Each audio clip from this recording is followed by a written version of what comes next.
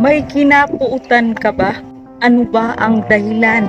Nang dahil lang ba sa mga hindi mo nagustuhang pangyayari? Sa mga hindi mo inaasahang hindi magandang pangyayari sa buhay mo? Hanggang ngayon ay galit ka pa rin ba? Hindi ka pa rin ba nagpapatawad? Hanggang kailan ka pa ba magpapatawad? Ngayon pa lang, isipin mo ng mabuti. Masyadong napakaiksi ang buhay natin sa mundo sapagkat mahaba ang panahon doon sa libingan.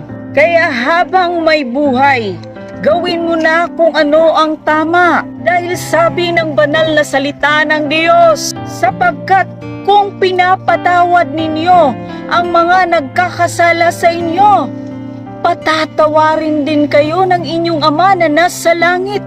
Ngunit kung hindi ninyo pinapatawad ang inyong kapwa, hindi rin kayo patatawarin ng inyong Ama ang inyong mga kasalanan.